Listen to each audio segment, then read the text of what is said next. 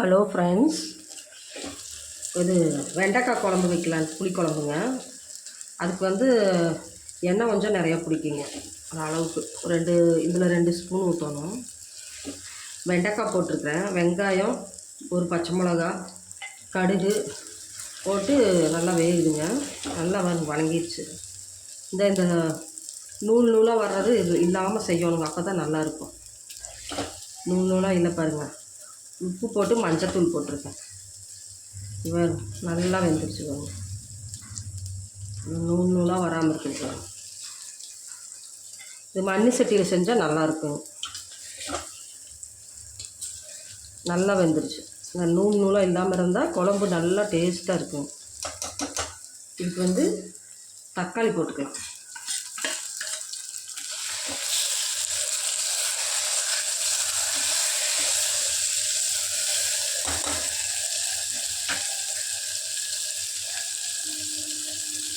தக்காளி நல்லா வணங்கிட்டுங்க.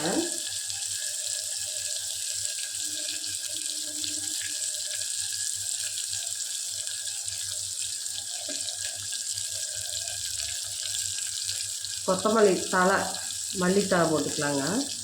நைஸாக வெட்டி போட்டுக்கலாம்.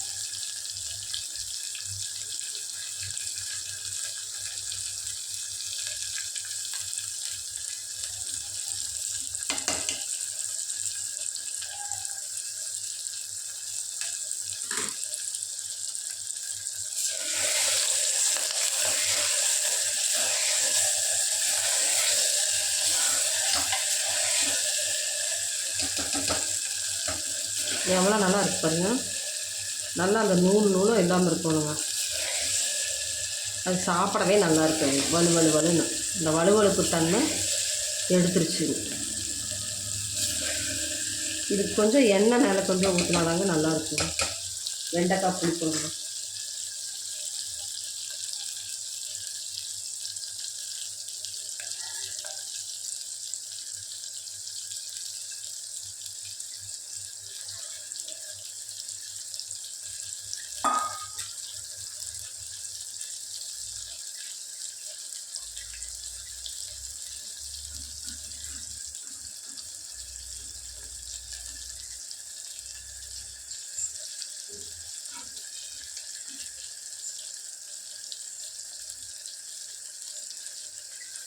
புளி தண்ணி ஊற்றிக்கலாங்க.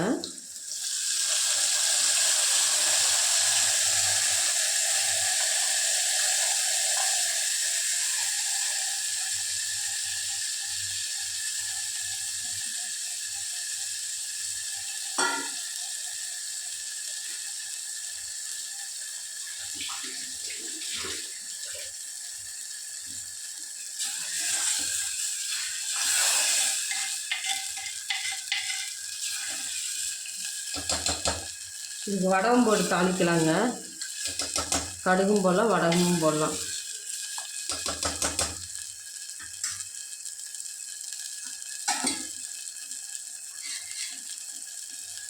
இது நான் கடுகு போட்டு தாளிச்சிட்டேன்.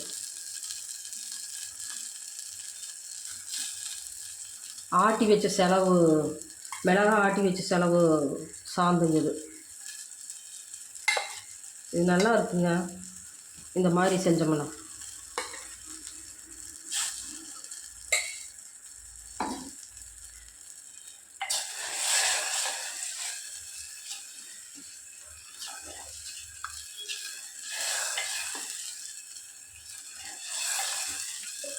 கொஞ்சம் தண்ணி ஊற்றிக்கலாம்.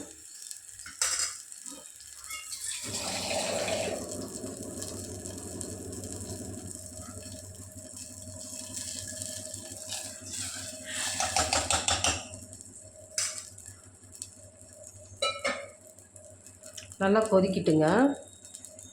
அப்போதான் நல்லா இருக்கும். கொஞ்சோண்டு சர்க்கரை போட்டுக்கலாங்க, நாட்டு சர்க்கரை.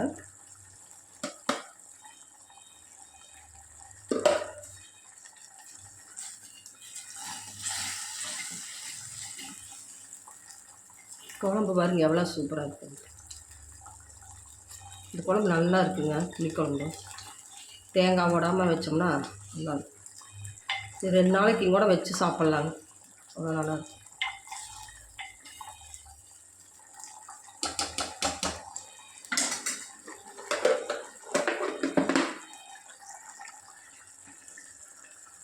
இது சுத்தம் பண்ணிட்டோம்னா நல்லா எண்ணெய் பிசு பிசுப்பெல்லாம் போயிருங்க. இந்த இது வாசனைகள்லாம் நான் போடலிங்க, இந்த தட்டுகள்லாம், இந்த ஸ்டாண்டு எல்லாமே. ஏன்னா எண்ணெய் தெறிக்குது, அதனால தான் இதெல்லாம் போடாமல் வச்சுருக்கேன். விளக்கும் போது ரொம்ப கஷ்டமாக இருக்குது, பிசு பிசுப்பாக இருக்குது. நம்ம அந்த அடுப்பு யூஸ் பண்ணுறோமோ இல்லை, எப்பாவது பண்ணும்போது எடுத்து வச்சுக்கலாம்.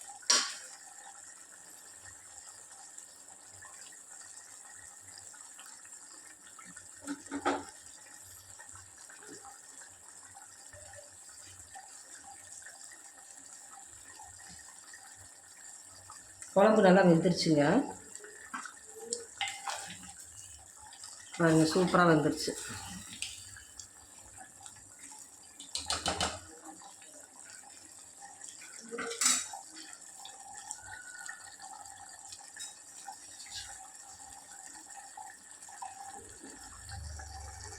அவ்வளோதாங்க, இனி நம்ம சாப்பிட்லாம்.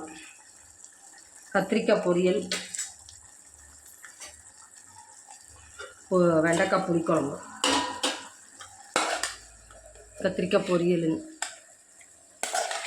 இது கத்திரிக்காய்க்கு வந்து பூண்டு மாத்திரம் தட்டி போட்டு, கடுகு எண்ணெய் ஊற்றி கடுகு போட்டு கத்திரிக்காய் போட்டுவிட்டு பூண்டு தட்டி போட்டு கொஞ்சம் எண்ணெய் இருக்குது, அப்படி தாங்க. இது எண்ணெய் கத்திரிக்காய், பிஞ்சு கத்திரிக்காயில் பொரியல் செஞ்சோம்னா நல்லா இருக்குங்க.